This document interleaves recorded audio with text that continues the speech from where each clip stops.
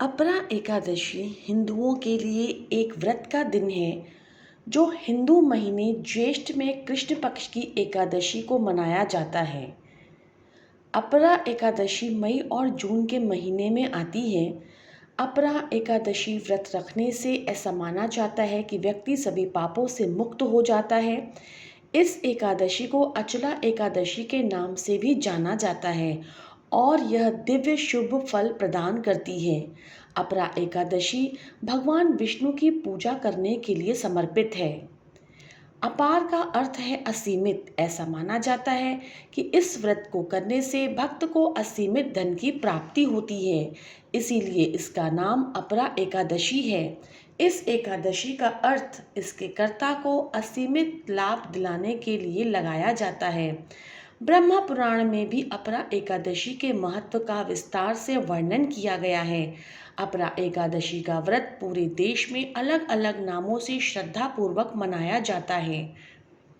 एकादशी को भद्रकाली एकादशी के रूप में भी मनाया जाता है और इस दिन देवी भद्रकाली की पूजा करना अति शुभ माना जाता है। विष्णु चालीसा और विष्णु सहस्त्र नाम का जाप किया जाता है।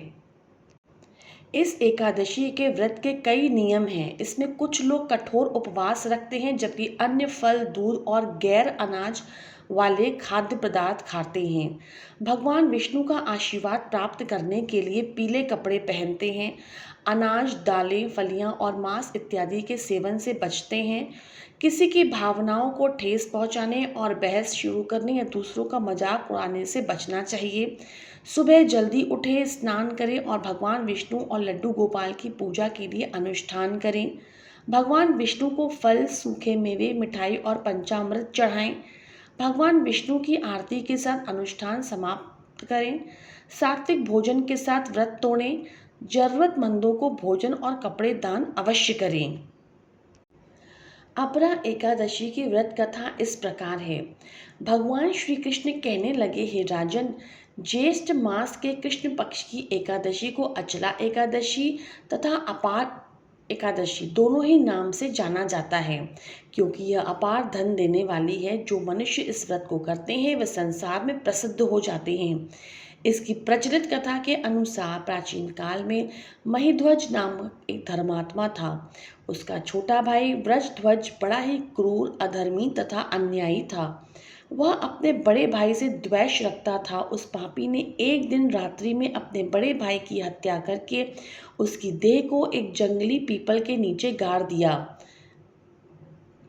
इस अकाल मृत्यु से राजा प्रेतात्मा के रूप में पीपल पर रहने लगा और अनेक उत्पात करने लगा। एक दिन अचानक धौम्य नामक ऋषि उधर से गुजरे। उन्होंने प्रेत को ज्ञान चक्षु से देखा और तपोबल से उसके अतीत को जान लिया। अपने तपोबल से प्रेत उत्पात का कारण समझा।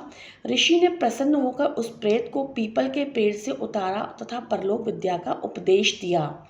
दयालु ऋषि ने राजा की प्रेत योनि से मुक्ति के लिए स्वयं ही अपरा एकादशी का व्रत किया और उसे अगति से छुड़ाने के लिए उसको पुण्य प्रेत को अर्पित कर दिया। इस पुण्य के प्रभाव से राजा की प्रेत योनि से मुक्ति हो गई। वह ऋषि को सप्रेम धन्यवाद देता हुआ दिव्य धारण देह को करके पुष्पक विमान में बैठकर स्वर्ग को चला गया। हे राजन, यह अपरा एकादशी की कथा लोक हित के लिए कही गई है। इसे पढ़ने अथवा सुनने से मनुष्य सब पापों से छूट जाता है।